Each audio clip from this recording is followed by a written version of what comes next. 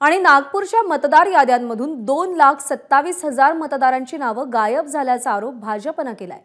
2021 ला फोटो नाहीत म्हणून सुमारे 1,94,000 मतदारांची नावं मतदार यादीतून गहाळ झाली आहेत, तर 2024 मध्ये 33,000 मतदारांची नावं डिलीट केली असा गंभीर आरोप भाजपने केलाय। भाजपने मतदारांच्या नावानिशी पुरावे जिल्हाधिकाऱ्यांकडे सादर केलेत।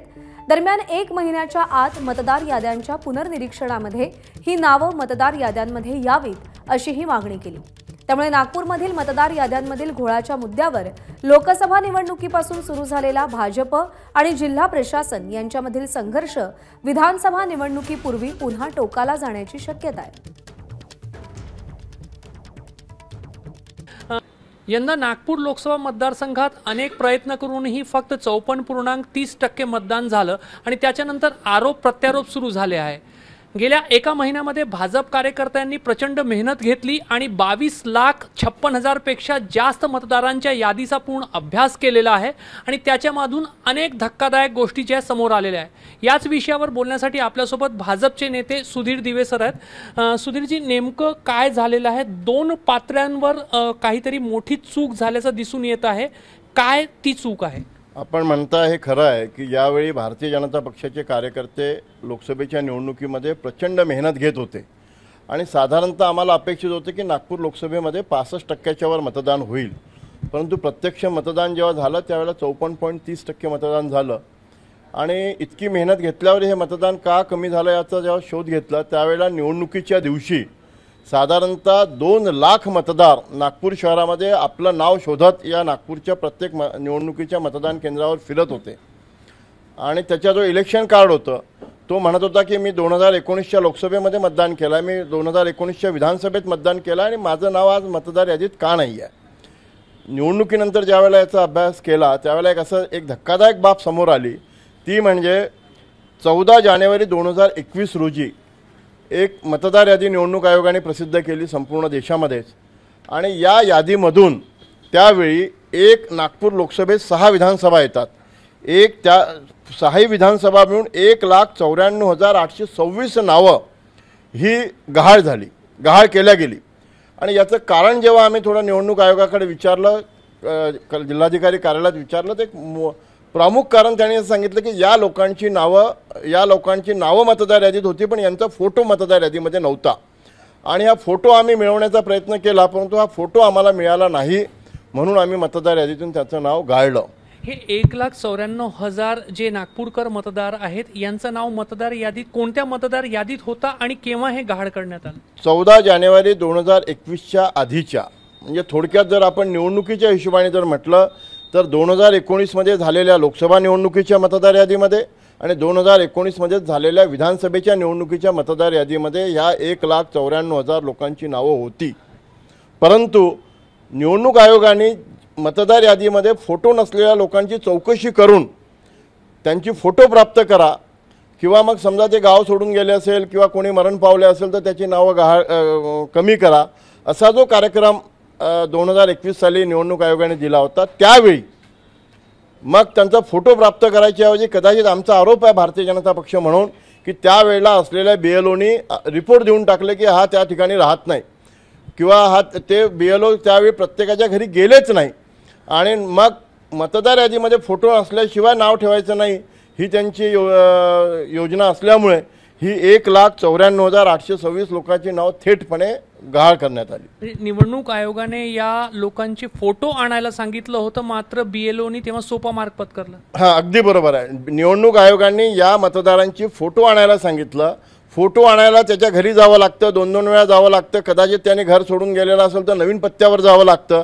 हा त्रास टाळण्यासाठी आम्ही पक्ष म्हणून आरोप करतोय की BLOनी सरळ तो त्या ठिकाणी राहत नाही, त्याचा फोटो प्राप्त होत नाही अशा प्रकारचा अहवाल जिल्हाधिकारी कार्यालयाला दिला असावा आणि म्हणून ही 1,94,826 नावं मी वाटल्यास मतदारसंघनिहाय आपल्याला सांगेल।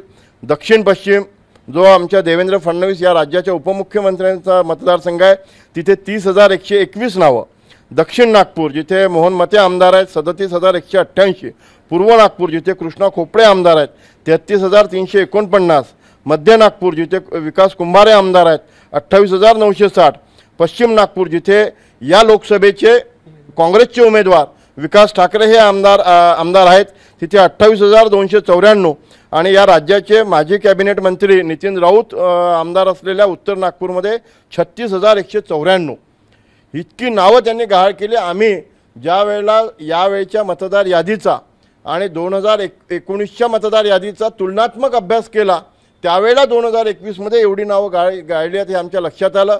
या मतदारांची नावं हे बघा, तुम्ही बघू शकता. हे समजा दक्षिण पश्चिमचे 2 पुस्तकं तयार झाले, त्याच्यानंतर मध्य नागपूरचे, म्हणजे एका बाइंडिंगमध्ये मावत नाही. ही संपूर्ण 1,94,826 लोकांची नावासहित आणि त्याच्या बूथ क्रमांकासहित आणि त्या यादीमध्ये 2019च्या निवडणुकीत त्याचा अनुक्रमांक काय होता यासहित यादी माननीय जिल्हाधिकारी साहेबांना भारतीय जनता पक्षाच्या शिष्टमंडळाने साधारणतः 15 दिवसापूर्वी दिलेली आहे. आणि आता त्यांना विनंती केलेली आहे की तुम्ही या प्रत्येक माणसाच्या घरी तुमच्या BLO पाठवा आणि त्याचा फोटो प्राप्त करा किंवा त्याचा काय नमुना 6 प्राप्त करायचा तो प्राप्त करा. आणि हे जे त्यांना त्यांच्या संविधानिक अधिकारापासनं 2019च्या लोकसभेत 2019च्या विधानसभेत मतदान त्यांना करता आलं, परंतु 2024च्या लोकसभेत त्यांना मतदान करता आलं नाही. त्यांना किमान ऑक्टोबरमध्ये होणाऱ्या 2024च्या विधानसभेत मतदान करता यावं यासाठी त्यांनी कार्यवाही करावी अशी विनंती केली आहे. यंदा मतदानाच्या दिवशी आम्ही पण रिपोर्टिंग करत असताना अनेक मतदार असे सापडत होते ज्यांच्या नावासमोर नाव होता मात्र डिलीटेडचा ठप्पा लावलेला होता. असे किती मतदार आता निघाले? तुम्ही जो पूर्ण अभ्यास केला तुमच्या कार्यकर्त्यांनी, किती मतदार डिलीटेड आहेत? जसं मी आपल्याला सांगितलं की 2 प्रकारच्या धक्कादायक बाबी आमच्या लक्षात आल्या. एक म्हणजे आतापर्यंत सांगितलेलं 1,94,000 नावं 2021मध्ये गाळले. त्यानंतर आणखी एक नवीन गोष्ट जी अलीकडच्या काळातली होती. अलीकडच्या काळामध्ये जी नागपूर लोकसभेकरता मतदार यादी प्रसिद्ध झाली, जी ज्यांची नावं छापली ती 22,56,705 होती. परंतु या 22,56,705 पैकी 33,424 नावासमोर त्यांनी डिलीटेडचा ठप्पा मारून ठेवला. म्हणजे मतदार यादीत नाव आहे परंतु प्रिसाइडिंग ऑफिसरला जी मतदान करण्यासाठी जी यादी पाठवली त्याच्यावर डिलीटेडचा स्टॅम्प असल्यामुळे मतदार यादीत नाव असूनही त्यांना मतदान करता आलं नाही. आणि केवळ मग 22,23,281 मतदार या निवडणुकीमध्ये शिल्लक राहिले. याच्यामध्ये गंभीर बाब अशी आहे की या निवडणुकीसाठी मतदार यादी तयार करत असताना 23 जानेवारी 2024, मी फारसं आधीचं बोलत नाही आहे, म्हणजे याच वर्षातलं 23/1/2024ला एक मतदार यादी प्रसिद्ध झाली. त्याच्यावर क्लेम्स अँड ऑब्जेक्शन मागवले आणि अंतिम यादी ही 27/3/2024ला ज्याच्या भरोशावर निवडणूक झाली. मी तुम्हाला एकाच बूथचं हे दाखवू इच्छितो की बूथ क्रमांक 297 आहे नागपूर पश्चिमचा. यामध्ये 23/1/2024ला जे यादी प्रसिद्ध झाली त्याच्यामध्ये अनुक्रमांक 143 वर सुप्रिया राम लिवर हिचं नाव मतदार यादीमध्ये आहे. आणि 27 मार्चला जी मतदार यादी प्रसिद्ध झाली त्या याच्यामध्ये मात्र तिच्या नावासमोर डिलीटेडचा स्टॅम्प आलेला आहे. म्हणजे तुम्ही जानेवारी महिन्यामध्ये यादी प्रसिद्ध करता त्याच्यामध्ये नाव आहे आणि मार्च महिन्यामध्ये यादी प्रसिद्ध करता त्याच्यासमोर डिलीटेडचा स्टॅम्प आहे. म्हणजे मतदार 23 जानेवारीला प्रसिद्ध झालेल्या मतदार यादीनंतर अंतिम जी यादी प्रसिद्ध झाली त्यामध्ये 32,000 लोकांच्या नावासमोर डिलीटेडचा स्टॅम्प असल्यामुळे ही लोक देखील मतदानापासून वंचित झाली. आम्ही पुन्हा निवडणुकीनंतर प्रत्येक मतदार यादीचा भागनिहाय बूथनिहाय अभ्यास केला आणि त्यांनी डिलीटेड स्टॅम्प मारलेले असे किती लोक आहेत त्याची बूथनिहाय माहिती कलेक्टरला दिली. हा चार्ट दिला. जसं साऊथ वेस्ट आहे 820 1 नंबरचा बूथ आहे, एकूण मतदार 820 आहे, 6 लोकांच्या नावासमोर डिलीटेडचा स्टॅम्प होता. 2 नंबरच्या बूथमध्ये 9 लोकांचा, 3 नंबर 22, अशाप्रमाणे 70 हे बूथ क्रमांक 23 1041 मध्ये 70 लोकांच्या नावासमोर डिलीटेडचा स्टॅम्प. म्हणजे ही 70 लोक काही 2021ची नाही आहेत. या 70 लोकांची नावं जानेवारी 24मध्ये जी मतदार यादी प्रसिद्ध झाली त्याच्यामध्ये व्यवस्थित होती आणि मार्चमध्ये अगदी प्रिसाइडिंग ऑफिसरला पाठवायच्या मतदार यादीपैकी 70 लोकांच्या नावासमोर डिलीटेडचा स्टॅम्प. आता काय अपेक्षा आहे जिल्हा प्रशासनाकडून, जिल्हा निवडणूक अधिकाऱ्यांकडून? आपण 1 महिन्याचा वेळ दिलेला आहे. जर 1 महिन्यामध्ये जिल्हा प्रशासन, जिल्हा निवडणूक यंत्रणेने या संदर्भात ह्या 1,94,000 लोकांना शोधून त्यांचे फोटो प्राप्त नाही केले आणि या 33,000 लोकांचे नाव डिलीट केलेले, त्यांना पुन्हा नाही जोडलं, भाजपची एक राजकीय पक्ष म्हणून भूमिका काय राहणार? आम्ही त्यांना संपूर्ण डाटा मतदार निहाय म्हणजे वेग आम्ही त्यांच्याकडे अर्ज नाही केला. त्यांना आता विनंती केली की या 1,94,000 लोकांच्या घरी आपला BLO पाठवा आणि या 33,000 लोकांच्या घरी आपला BLO पाठवा आणि यांची नाव यांच्याकडनं फोटो प्राप्त नव्हता झाला तर फोटो, आणि तुम्हाला जी काही कार्यवाही करायची असेल तर आम्हाला मतदार निहाय नाव का गाळलं याचं लॉजिकल कारण, आणि लॉजिकल कारण नसेल तर या मतदाराचं नाव पुन्हा मतदार यादीमध्ये समाविष्ट करणे, ही 2 विनंती केली आणि त्याच्यासाठी त्यांना 1 महिन्याचा वेळ दिला आहे. त्याकरता त्यांना आणखी सांगितलं की आता इलेक्शन कमिशनचा पुन्हा मतदार यादीचा पुनर्निरीक्षण कार्यक्रम इन प्रोसेस आहे. या प्रोसेसमध्ये मतदान केंद्रावर 2 शनिवार आणि 2 रविवार म्हणजे 27/7, 28/7 म्हणजे 27 जुलै, 28 जुलै, 3 ऑगस्ट आणि 4 ऑगस्ट या 4 दिवसामध्ये हे इलेक्शन आयोगाचे, निवडणूक आयोगाचे लोक बूथवर जाणार आहेत. ते देखील आवाहन करतायत की बाबा ज्यांची नावं या पद्धतीने गाळलेली आहेत त्यांचे नमुना 6 तिथे भरून आणून द्यावे. परंतु मतदाराने तो भरून आणून देणे जसं त्याचं काम आहे त्याचप्रमाणे ही नावं निवडणूक आयोगाने म्हणजेच निवडणूक आयोगाच्या मशिनरीने गाळली असल्यामुळे त्याची सत्यता पडताळण्याचं काम हे त्यांचं आहे आणि त्यांनी हे काम करावं म्हणून आम्ही त्यांना एक महिन्याची मुदत दिली आहे. नाहीतर आम्ही आमच्या वरिष्ठ नेत्यांकडे ही बाब कळवलेली आहे. वरिष्ठ नेते ज्याप्रमाणे पुढच्या आंदोलनाबाबत म्हणा किंवा पुढच्या कार्यवाहीबाबत निर्देश देतील त्याप्रमाणे आम्ही करू.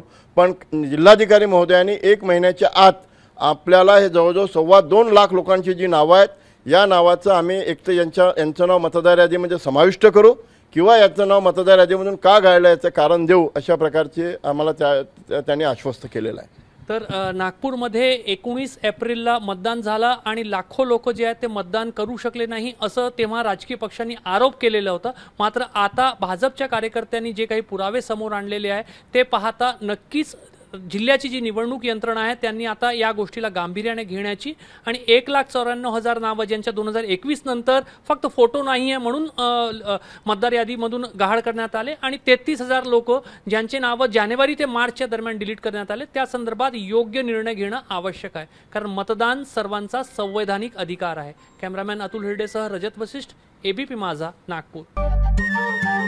नमस्कार. मन सुद्धा तुझं ही वेगळ्याच प्रकारची मालिका तुम्हा सगळ्यांना खूप आवडली होती. याचा दुसरा सीझन कधी येणार अशी विचारणा झाली. प्रतीक्षा संपली आहे मित्रांनो. येतोय मन सुद्धा तुझाचा दुसरा सीझन. होई मन सुद्धा